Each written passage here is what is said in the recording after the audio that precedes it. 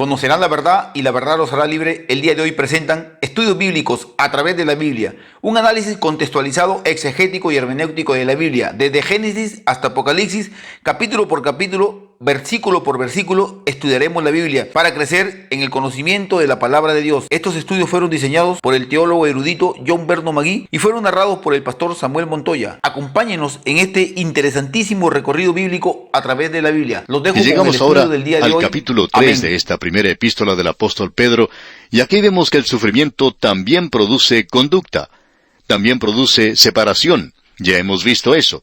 Pero ahora produce conducta, la conducta de los creyentes. Ahora, la conducta se manifiesta en dos formas diferentes para el creyente. Es la conducta en el hogar y la conducta en la iglesia. En los primeros 7 versículos tenemos la conducta en el hogar. Y el versículo 1 se une muy bien con el capítulo 2, donde estábamos hablando en cuanto a la separación. Y la separación y la conducta son unidas y mezcladas aquí, porque él comienza este capítulo 3 de la siguiente manera. Asimismo vosotras, mujeres, estad sujetas a vuestros maridos, para que también los que no creen a la palabra sean ganados sin palabra por la conducta de sus esposas. Allá en la epístola a los Efesios encontramos el tema o la posición de la mujer o de la esposa en el hogar. Pero allí se habla del hogar cristiano, no solo del hogar cristiano, sino también donde había creyentes llenos del Espíritu. Usted recuerda que esa sección completa, ya en el capítulo 5 de la epístola a los Efesios, comenzaba diciendo, «Antes bien, sed llenos del Espíritu». ¿Y qué es lo que debemos hacer? Bueno, una de las cosas que se menciona es esta: las casadas estén sujetas a sus propios maridos como al Señor. Allí el esposo tiene que amar a la esposa como Cristo amó a la iglesia y se entregó a sí mismo por ella.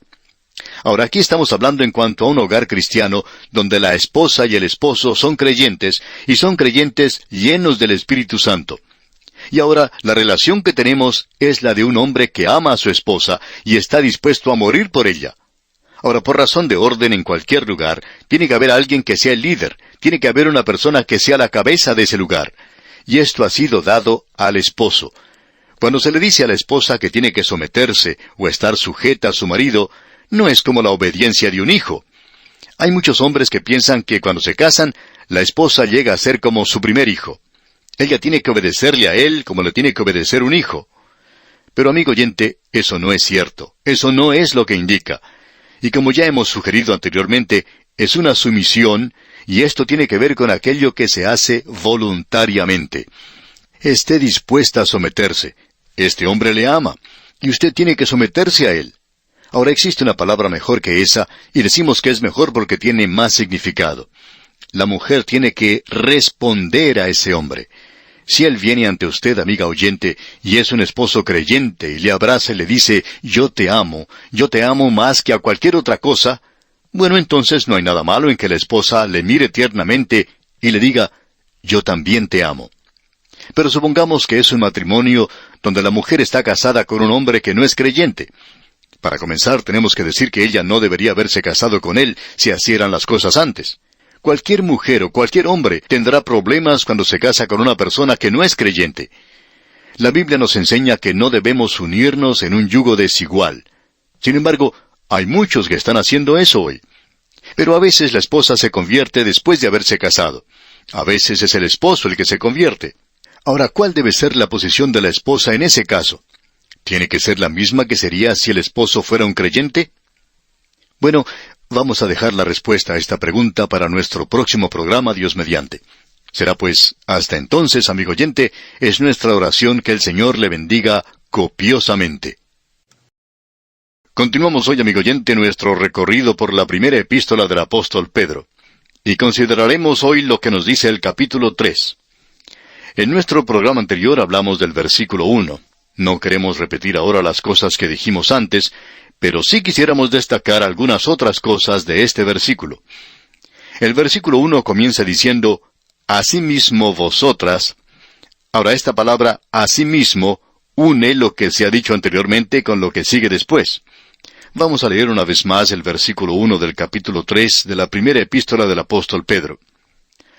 «Asimismo vosotras, mujeres, estad sujetas a vuestros maridos, para que también los que no creen a la palabra sean ganados sin palabra por la conducta de sus esposas.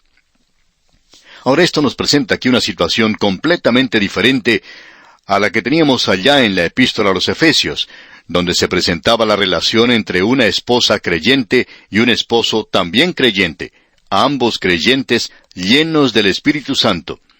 Y en esa relación ellos pueden demostrar lo que en realidad es el verdadero amor. No creemos que las personas que no son salvas puedan obtener mucho más de la relación sexual. Opinamos que los creyentes verdaderos pueden hacer del sexo algo más precioso, algo mucho más hermoso, algo mucho más maravilloso de lo que se puede encontrar en el mundo en el presente. Pensamos que ellos son los que realmente pueden disfrutar de esa relación física. Y quisiéramos mencionar aquí una declaración al comienzo, algo que dijo el autor de estos estudios bíblicos, el Dr. J. Vernon McGee. Él dijo que ha aconsejado a muchos jóvenes antes del matrimonio, es decir, cientos de parejas que han contraído matrimonio a través de los años en el ministerio que tenía el Dr. McGee. Y él dijo, nunca traté de hacer casar a tantos como podía. Francamente, siempre lo he hecho con temor y temblor. Siempre aconsejé a los jóvenes en cuanto a esto. Y agregó el Dr. McGee, el matrimonio se realiza en 3 planos o niveles diferentes. Tenemos el nivel físico, y eso es importante. De eso es de lo que hemos estado hablando, indicando que el mundo siempre habla en cuanto a esto, el sexo. Y es maravilloso el tener una esposa maravillosa, poder abrazarla y amarla. No hay ninguna duda de que esto es algo realmente maravilloso. Decía el Dr. McGee que su esposa pensaba que ella no era el tipo de persona que pudiera casarse con un predicador. A ella le molestaba mucho esa idea porque se había criado en una ciudad muy pequeña, donde había podido ver cómo era tratada la esposa del predicador en ese lugar. Por tanto, continuaba el Dr. McGee, juntos fuimos a hablar con el Dr. Schaefer cierto día, y le explicamos qué era lo que mi esposa pensaba. Y el Dr. Schaefer dijo algo que no lo olvidaré nunca, dijo el Dr. McGee. El Dr. Schaefer dijo, usted sabe que yo viajo mucho, visito diferentes lugares donde tengo reuniones y conferencias. Y cuando regreso a mi hogar, yo no estoy buscando ver al asistente del pastor, ni estoy buscando al organista de la iglesia, tampoco al solista, no busco al presidente de la sociedad misionera. Allí yo quiero encontrarme con una mujer, aquella que es mi esposa. Quiero abrazarla y amarla. Y en realidad esa era la respuesta que pudo aclarar todas las dudas que tenía mi esposa, dijo el Dr. McGee. Y pienso que esa es una relación muy importante. Ahora, la segunda relación es una relación mental o psicológica. Y también creemos es de importancia. Es algo muy bueno cuando la esposa y el esposo pueden hacer las mismas cosas. Uno se encuentra con muchas personas así.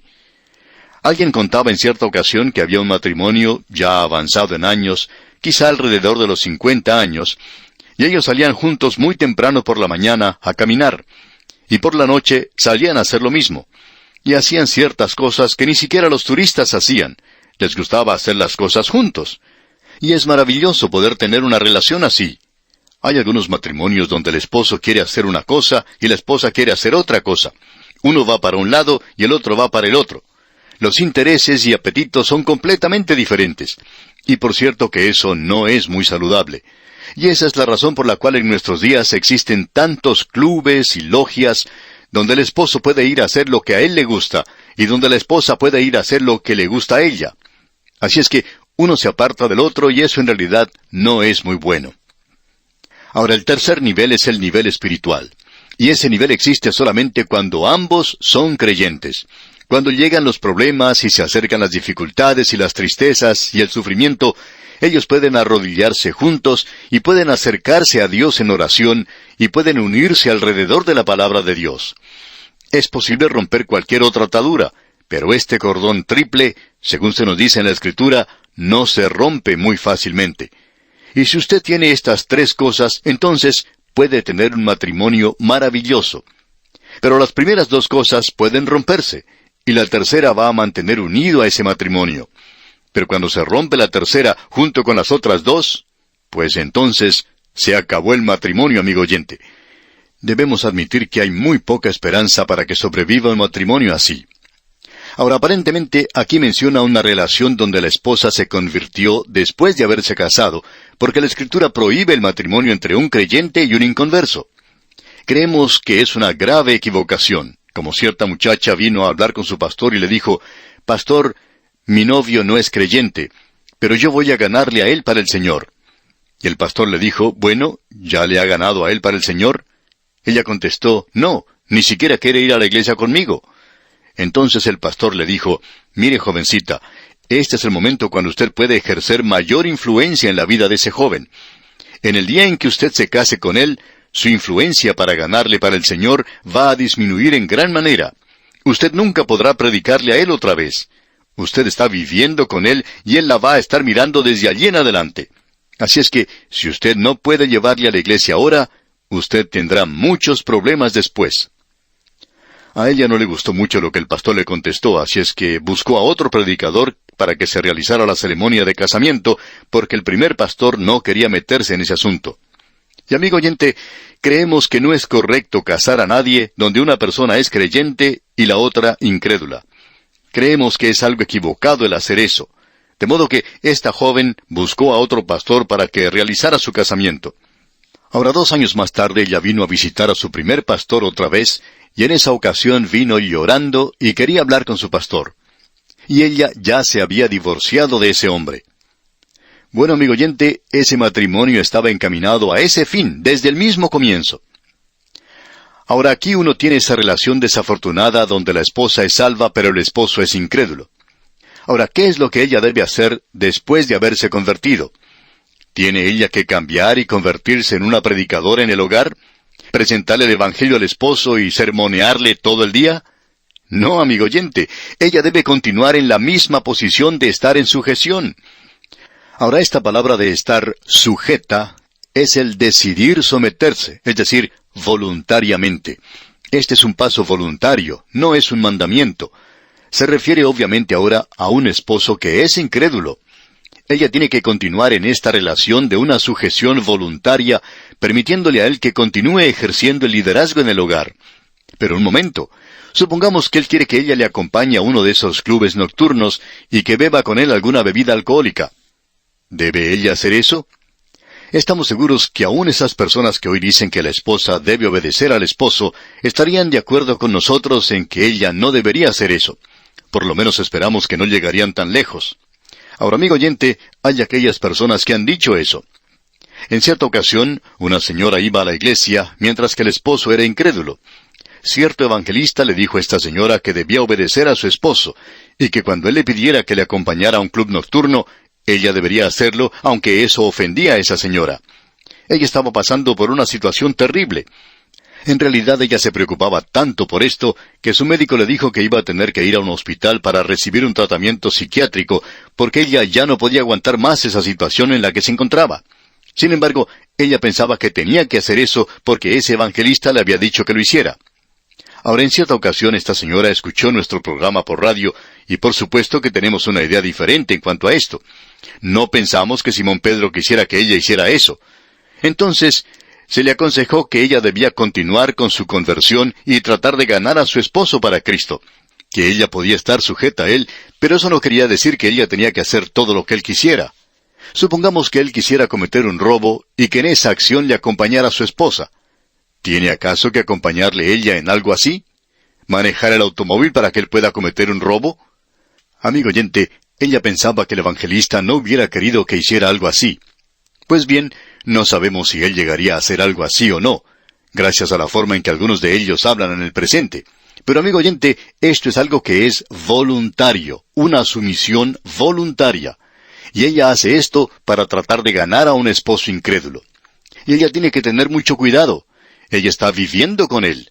Su predicación no tendrá ningún buen resultado, sino que debe hacer lo que dice este versículo, para que también los que no creen a la palabra sean ganados sin palabra por la conducta de sus esposas.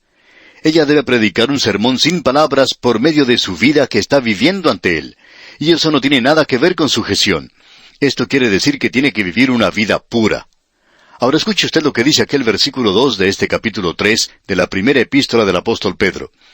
Considerando vuestra conducta casta y respetuosa. Mientras él reconoce que usted ha cambiado y que usted quiere vivir una vida pura para Dios, vivir para Él, usted no quiere hacer las cosas del mundo. Por tanto, ese es el testimonio que usted puede dar. En cierta ocasión una señora contaba lo siguiente. Decía ella, yo traigo a mi esposo a la iglesia todos los domingos. Ella era la clase de mujer que podía hacer eso. Tenía una personalidad bastante dominante. Ella decía, usted sabe, él no es salvo, y pienso que cada domingo va a levantar su mano. Y cuando no lo hace, los lunes por la mañana, cuando nos desayunamos juntos, yo siempre lloro por él y le digo, cómo me gustaría que aceptaras a Cristo. Luego, cuando él regresa del trabajo por la noche, me siento delante de él y lloro otra vez y le ruego que acepte a Cristo. Y amigo oyente, cuando pensamos en esa conversación, bueno, nos imaginamos lo terrible que tenía que ser el vivir con una mujer que llora cada vez que uno se sienta a la mesa para el desayuno o para la cena. Eso no me gustaría a mí tampoco. Aún como creyente no quisiera hacer eso. De modo que el pastor de esta dama la llamó por teléfono y le dijo, por un período de tiempo, señora, ¿por qué no deja de hablarle a su esposo en cuanto al Señor? Y ella respondió bastante sorprendida, ¿y qué, no testificarle? Y el pastor le dijo, no, eso no es lo que queremos decir, sino que el apóstol Pedro mismo dice que cuando uno no puede ganarles a ellos con la palabra, entonces deberíamos comenzar a predicarles un sermón sin palabras. ¿Qué puede decir en cuanto a su vida? ¿Qué clase de vida está viviendo usted delante de él? Y entonces eso hizo que esa señora pensara muy bien lo que estaba haciendo, porque no estaba viviendo esa clase de vida. Pero ella estaba de acuerdo, ella quería ganarle a él para Cristo. Era por cierto una persona maravillosa. Pues bien, cuando habían pasado unos 6 meses, un buen domingo por la mañana, cuando el predicador pidió que levantaran las manos a aquellos que quisieran recibir a Cristo, este hombre levantó su mano. Y ese sermón sin palabras le había ganado. Y creemos que eso es exactamente lo que Simón Pedro está diciendo aquí. Ahora, en el versículo 3 de este capítulo 3 de su primera epístola, Pedro dice algo más. Vuestro atavío no sea el externo de peinados ostentosos, de adornos de oro o de vestidos lujosos. Creemos que esto es algo muy importante, y uno no debe equivocar su significado, y es el siguiente. En el Imperio Romano se le daba mucho énfasis a la forma en que las mujeres arreglaban su cabello. Si usted ha visto algunos cuadros de ese período, usted habrá notado que las mujeres cargaban sus cabezas con toda clase de cabellos, aunque no fuera el suyo propio. Sería de alguna otra persona, pero ellas lo habían arreglado muy bien, y hasta se habían colocado joyas en ese peinado. Hoy ocurre mucho de lo mismo. Lo que él está diciendo aquí, y queremos que nos escuche muy atentamente, amiga oyente, es que si usted no puede ganar a un hombre con el cual se va a casar, que es incrédulo, antes de casarse con él por medio del atractivo sexual, usted nunca podrá ganarle a él por medio del atractivo sexual después de haberse casado. Usted puede darse un baño en perfume y puede utilizar una vestimenta muy seductora. Sin embargo, amiga oyente, usted no podrá ganarle a él para el Señor de esa manera. Y eso es exactamente lo que Simón Pedro está diciendo aquí. Pero una mujer creyente creemos que puede vestirse a la moda, por supuesto. Hay personas que opinan que no tienen que utilizar ninguna clase de cosméticos o de lápiz labial, y uno debe aconsejarles que, bueno, lucirían mucho mejor si pudieran hacer algo con lo que tienen, aun cuando algunos de nosotros no tenemos mucho con qué comenzar. Pero tenemos que lucir lo mejor que podamos. Algunas mujeres podrían lucir un poquito mejor si se arreglaran un poco, porque algunas parecen que han salido de la morgue, y eso no es muy atractivo. No interesa si uno es creyente o no lo es. Pero debemos comprender una cosa. Uno no puede ganar a un hombre incrédulo por medio del atractivo sexual, eso es seguro. Ahora, pasando al versículo 4 en este capítulo 3 de la primera epístola del apóstol Pedro, leemos, sino el interno, el del corazón, en el incorruptible ornato de un espíritu afable y apacible, que es de grande estima delante de Dios. Usted tiene que tener un adorno, pero es un adorno interno. Es el ser una persona maravillosa. ¿Ha pensado usted alguna vez en el libro de Ruth? Usted recuerda que cuando Booz fue al campo y vio a esa muchacha, pudo apreciar que era muy hermosa, esa joven de Moab llamada Ruth. Él la vio y en ese instante se enamoró de ella. Pero también usted puede haber notado algo más. Él había oído hablar de su carácter, que ella tenía un carácter hermoso, maravilloso. Y amigo oyente, él se enamoró de ella. No vemos nada malo en cuanto a usar un poco de cosméticos para tratar de lucir un poquito mejor, pero lo que necesitamos en realidad es un adorno. Eso es lo que es verdaderamente importante. Es muy lindo que uno luzca bien por fuera. Usted puede vestirse de una manera atractiva, pero no debe utilizar eso como un medio para atraer a alguien a los pies del Señor, porque eso nunca dará resultado. Ahora en el versículo 5 leemos, porque así también se ataviaban en otro tiempo aquellas santas mujeres que esperaban en Dios, estando sujetas a sus maridos. Y eso sucedió con Sara, y ya hemos mencionado a Ruth. Ruth estaba en el linaje del Señor Jesucristo. Y luego, no solo tenemos a Sara, sino también a Raquel. Y se dice que ella era muy hermosa, y Jacob se enamoró de ella. Ella era algo brillante en una vida muy opaca. Y este versículo 5 dice, porque así también se ataviaban en otro tiempo aquellas santas mujeres que esperaban en Dios, estando sujetas a sus maridos. Sara también era una mujer muy hermosa. Varios reyes quisieron casarse con ella, y Abraham tuvo bastantes problemas por esta causa. Pero ella le llamaba a él mi señor. Ella respetaba mucho a Abraham. Y es hermoso cuando una esposa tiene un marido al cual ella puede respetar. Ahora el versículo 6 de este capítulo 3 de la primera epístola del apóstol Pedro dice, como Sara obedecía a Abraham, llamándole Señor, de la cual vosotras habéis venido a ser hijas, si hacéis el bien, sin temer ninguna amenaza. Ahora, ¿qué vamos a decir en cuanto a los esposos? Bueno, leamos el versículo 7. Vosotros, maridos, igualmente, vivid con ellas sabiamente, dando honor a la mujer como a vaso más frágil y como a coherederas de la gracia de la vida, para que vuestras oraciones no tengan estorbo. Nos parece a nosotros que aquí la esposa es creyente y que el esposo también es creyente, y Pedro está dando instrucciones al esposo ahora. Opinamos que esto puede aplicarse a cualquiera de los dos. Él debe tratarla a ella como a vaso más frágil, y él también tiene que darle honor a causa de eso. Amigo oyente, ya que ella es el vaso más frágil, pensamos que este asunto de la liberación de la mujer hoy no va a durar mucho tiempo. Pensamos que la mujer quiere ser una mujer, de la misma manera que el hombre quiere ser un hombre, y ya que ella es el vaso más frágil, debe ser tratada con honor. El hombre debe darle a ella el primer lugar. Ella debe subir al automóvil primero. Él puede abrir la puerta para que ella suba, de la misma manera en que lo hacía antes de casarse. Y cuando ambos van a algún lugar, ella entra primero. Él camina del lado de afuera de la acera. ¿Por qué? Para protegerla.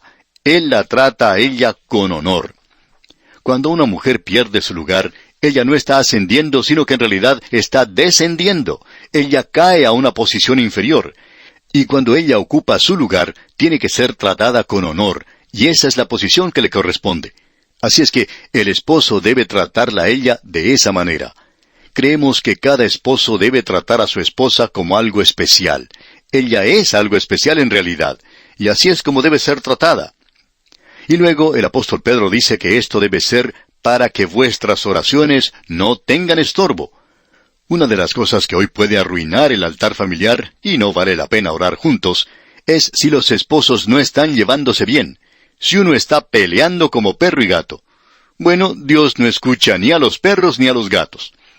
Y aquí en el versículo 8 de este capítulo 3 leemos, finalmente, sed todos de un mismo sentir, compasivos, amándoos fraternalmente, misericordiosos, amigables. Aquí podemos ver la conducta en la iglesia. Ya hemos salido de la familia. Ellos tienen que ser de un mismo sentir, y los creyentes son así, compasivos, tiernos, corteses. Quiere decir que deben ser humildes, no tratando de dominarse el uno al otro. Y en el versículo 9 continuamos leyendo, no devolviendo mal por mal, ni maldición por maldición, sino por el contrario, bendiciendo, sabiendo que fuisteis llamados para que heredaseis bendición. Si usted quiere ir y gobernar, aquí tiene cómo debe hacerlo. Aquí se dice que uno debe dar el otro lado de la cara.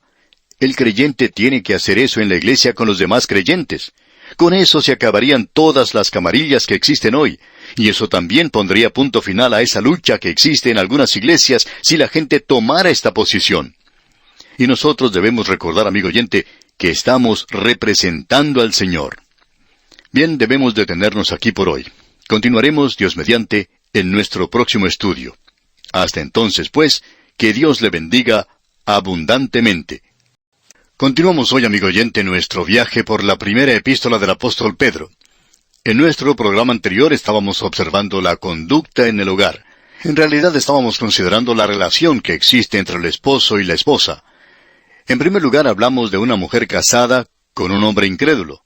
Luego observamos a un esposo y a una esposa aparentemente creyentes, y de la manera en que se tiene que tratar a la esposa. Estamos seguros que dijimos algunas cosas que eran un poquito diferentes de lo que usted está acostumbrado a escuchar, y ahora estamos esperando una reacción, quizá con la anticipación con la que un muchacho espera la detonación de un cohete luego de haberse encendido la mecha. Se pone las manos en los oídos y espera la explosión. Hemos estado esperando esa clase de reacción que vamos a recibir de esta porción en particular. Ahora quisiéramos agregar una palabra más. El matrimonio, amigo oyente, es algo que Dios ha dado a la familia humana, no solo a los creyentes o a la nación de Israel. En el libro de Génesis, Dios hizo al hombre, y en ese instante el hombre estaba solo, y opinamos que el Señor le permitió estar solo por mucho tiempo para que pudiera apreciar que le faltaba algo. Y luego dice que Dios tomó al hombre, y del hombre hizo a la mujer. Es interesante notar la palabra hebrea, donde dice que ella será llamada Isha, porque salió o fue tomada de Ish. En otras palabras, a ella se le llama la ayuda idónea del hombre, una ayuda adecuada para él. O sea que ella es la otra mitad del hombre. Él era solo la mitad de un hombre, y ella es la otra parte. Ahora, con esto en mente uno puede apreciar que esta relación no es la de un hombre que insiste en tratar a su esposa como si ella fuera un niño, y que ella tiene que obedecerle cada vez que él hable. Ella está allí para ayudarle, ella está allí para ser parte de él, ella está allí para amarle. Él por su parte está allí para protegerla, para amarla. Esa es la relación ideal en un matrimonio. Y lo que el apóstol Pedro estaba haciendo aquí es refiriéndose a la esposa que tiene un esposo incrédulo, y no creemos que ella haya sido creyente cuando se casó con este hombre, sino que ella se convirtió después de casada, y trató de ganarle a él para el Señor, no tomando el lugar de un maestro bíblico o el lugar de un testigo, hablando constantemente, sino que su vida ahora tiene que ser un mensaje, y él estará observando muy de cerca todo eso. Luego entramos a la parte donde se habla de la conducta en la iglesia. Estamos avanzando quizá demasiado rápido a través de esta sección en particular, así es que vamos a leer una vez más el versículo 8, que ya leímos en nuestro programa anterior. Esta es la conducta en la iglesia. Dice el versículo 8, «Finalmente, sed todos de un mismo sentir, compasivos, amándoos fraternalmente, misericordiosos, amigables». Lo que el apóstol Pedro está diciendo aquí es que debemos ser del mismo modo de pensar. Tenemos que ser compasivos, tiernos. Tenemos que ser sensibles a lo que es la otra persona. Tenemos que ser amables, y esto se refiere a la actitud y a la acción del creyente entre los demás creyentes. Y en el versículo 9 continúa diciendo, «No devolviendo mal por mal, ni maldición por maldición, sino por el contrario, bendiciendo, sabiendo que fuisteis llamados para que heredaseis bendición». Esta es la forma en que uno tiene que dar la otra mejilla. O sea, cuando otro creyente dice algo malo en contra suya, algo que no es cierto. Bueno, ¿tiene que defenderse uno? No, amigo oyente, tiene que poner eso en las manos del Señor. Él arreglará las cosas por sí mismo. Aquí en el versículo 10 leemos, «Porque el que quiere amar la vida y ver días buenos, refrene su lengua de mal, y sus labios no hablen engaño». Es decir, que uno no debe decepcionar a los demás. Todos nosotros queremos vivir. Desafortunadamente hay muchos creyentes en el presente que no están disfrutando de la vida, no están viviendo la vida completamente, no están sacando de ella todo lo que pueden. Un joven estudiante de medicina dijo en cierta ocasión, «Quisiera que la vida fuera como una naranja para mí, para poder así exprimir cada gota de jugo de ella, viviendo para Dios». Bueno, eso es lo que quiere decir este versículo, porque el que quiere amar la vida, si usted quiere vivir en realidad, aquí tiene la fórmula. Aquí tiene la clave para eso. Si usted está constantemente hablando mal de los demás, si usted está hablando cosas engañosas, entonces no hay verdad en usted. Y en el versículo 11 continúa diciendo, «Apártese del mal y haga el bien, busque la paz y sígala». Amigo oyente, el Hijo de Dios no tiene que sentarse sin tomar ninguna acción y parecer piadoso. Esa no es la forma de actuar.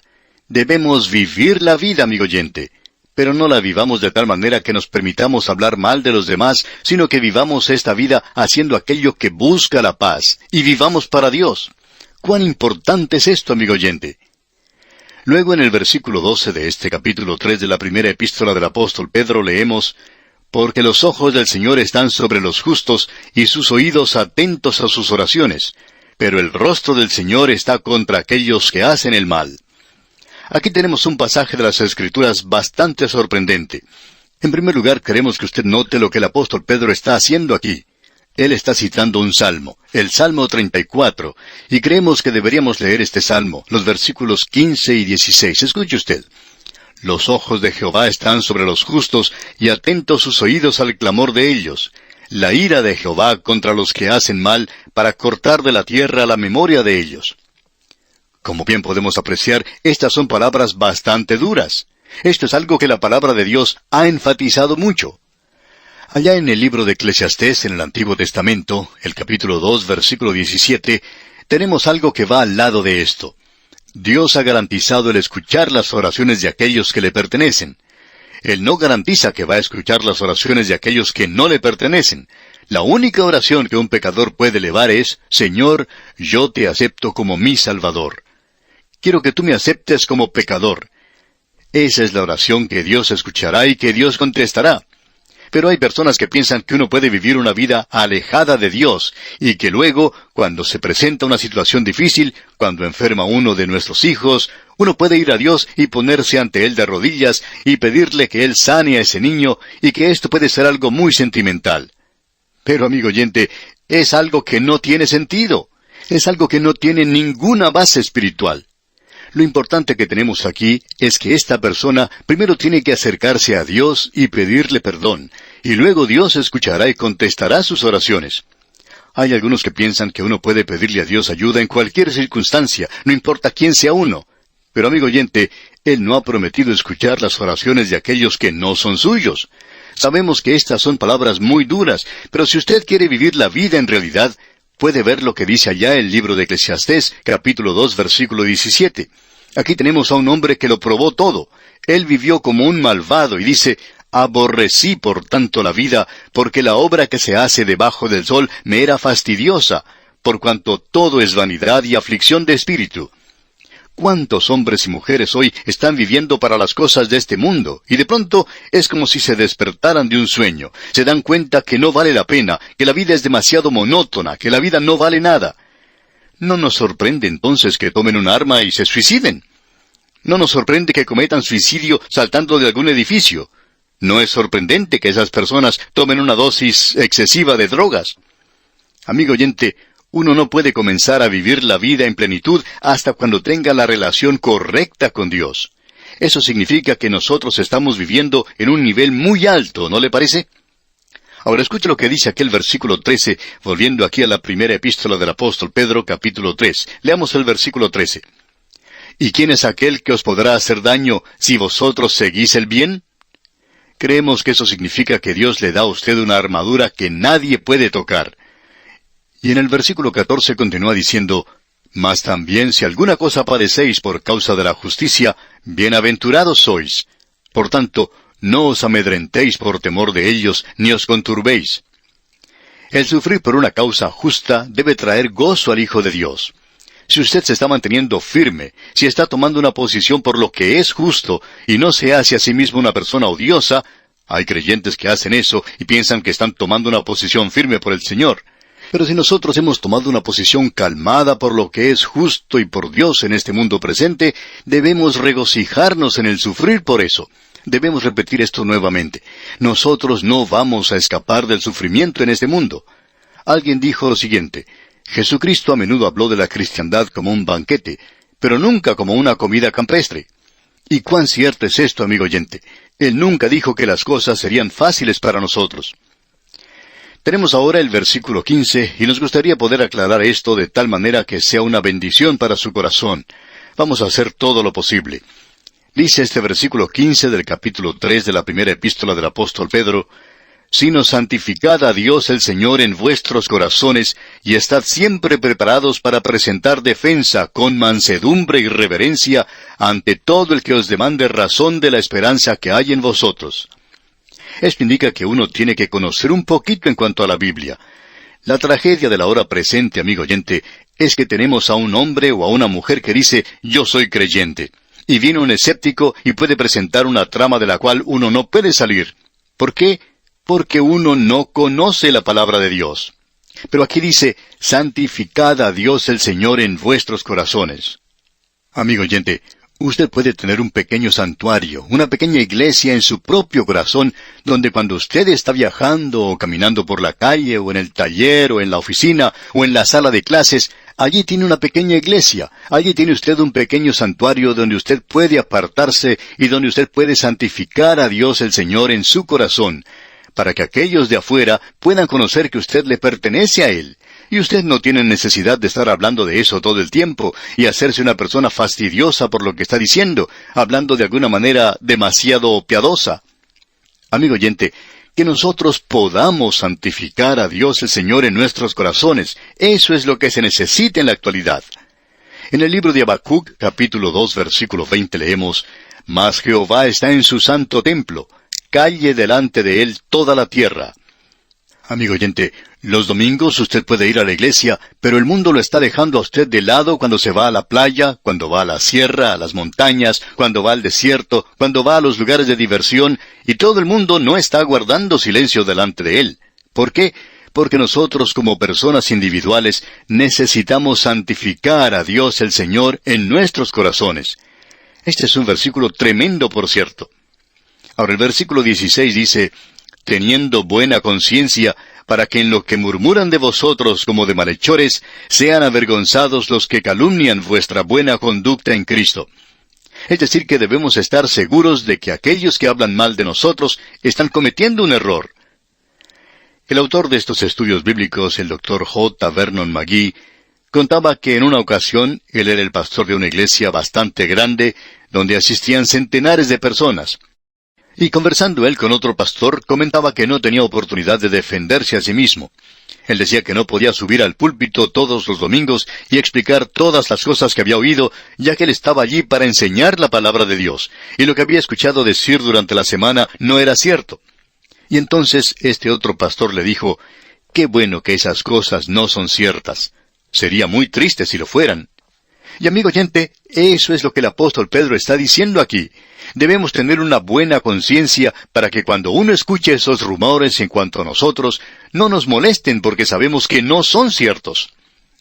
Ahora el versículo 17 continúa diciendo, «Porque mejor es que padezcáis haciendo el bien, si la voluntad de Dios así lo quiere, que haciendo el mal».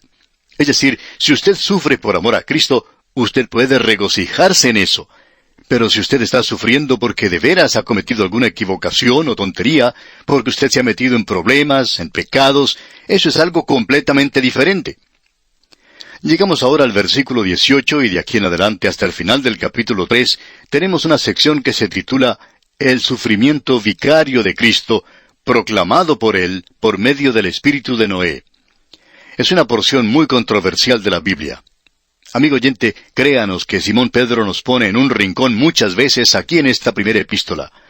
El versículo 18 pues dice, «Porque también Cristo padeció una sola vez por los pecados, el justo por los injustos, para llevarnos a Dios, siendo la verdad muerto en la carne, pero vivificado en espíritu». Es importante notar de nuestra parte que Él vino como un ser humano y que fue en su humanidad que Él murió en la cruz, y que fue el Espíritu Santo quien le levantó de los muertos. Y vamos a regresar a este tema cuando consideremos lo que nos dice el capítulo 4. Ahora, en el versículo 19 de este capítulo 3 de la primera epístola del apóstol Pedro, leemos, «En el cual también fue y predicó a los espíritus encarcelados». Este pasaje de las Escrituras ha sido muy mal entendido. La palabra importante en este incidente se presenta en el versículo 20, y es la palabra «cuando». Y el versículo 20 comienza diciendo, «los que en otro tiempo desobedecieron». Ahora, Él fue y predicó a los espíritus encarcelados. ¿Cuándo habló con ellos? Bueno, sigamos leyendo el versículo 20. Cuando una vez esperaba la paciencia de Dios en los días de Noé, mientras se preparaba el arca, en la cual pocas personas, es decir, 8, fueron salvadas por agua. Ahora los espíritus de aquellos que habían sido destruidos estaban encarcelados. Habían ido al Seol. Estaban esperando el juicio. Estaban perdidos. Cristo no fue allí y predicó a ellos después que murió en la cruz, sino que Él predicó a través de Noé, cuando esperaba la paciencia de Dios en los días de Noé. Por 120 años este hombre, Noé, predicó la palabra de Dios, y él pudo salvar su familia, pero a nadie más. La gente no creía en él. Y fue entonces cuando el Espíritu de Cristo predicó a través de Noé. Y eso es interesante saber, que fue el Espíritu de Cristo quien estaba hablando a través de Noé, y fue en los días de Noé. Pero cuando Cristo murió, ellos estaban encarcelados. El pensamiento que se presenta aquí es que la muerte de Cristo no significaba nada para ellos, como lo es para muchas personas en el día de hoy, lo que indica que ellos irán al juicio. Y el versículo 21 comienza diciendo, el bautismo que corresponde a esto ahora nos salva. Ahora, ¿cuál bautismo es ese? No es el bautismo por agua. Este es el bautismo del Espíritu. Este es el bautismo del Espíritu Santo. El bautismo del Espíritu Santo es un bautismo real. Y el bautismo por agua es un bautismo ritual. Ahora nosotros creemos en el bautismo por agua. Creemos en el bautismo por inmersión. Pero lo importante de notar aquí es lo siguiente, que este es el bautismo del Espíritu Santo. Esto es lo que le coloca a usted, amigo oyente, en el cuerpo de los creyentes. Y el versículo 21 completo dice, el bautismo que corresponde a esto ahora nos salva, no quitando las inmundicias de la carne, sino como la aspiración de una buena conciencia hacia Dios por la resurrección de Jesucristo. Es decir, una fe en la resurrección de Jesucristo que produce la obra del Espíritu Santo en su vida y la regenera. Y hablando de Cristo en el versículo 22 dice Pedro, quien habiendo subido al cielo está a la diestra de Dios, y a él están sujetos ángeles, autoridades y potestades. Usted y yo, amigo oyente, pequeños pecadores que estamos en esta tierra, podemos acercarnos a él y a aceptarle y recibirle y unirnos a esa gran compañía de los redimidos, bautizados por el Espíritu Santo en el cuerpo de Cristo, porque él ha resucitado de entre los muertos y ahora se encuentra a la diestra de Dios intercediendo por usted y por mí. Bien, amigo oyente, vamos a detenernos aquí por hoy. Dios mediante, en nuestro próximo programa comenzaremos nuestro estudio del capítulo 4 de esta primera epístola del apóstol Pedro. Será pues hasta nuestro próximo programa, amigo oyente. Es nuestra oración que Dios le bendiga abundantemente.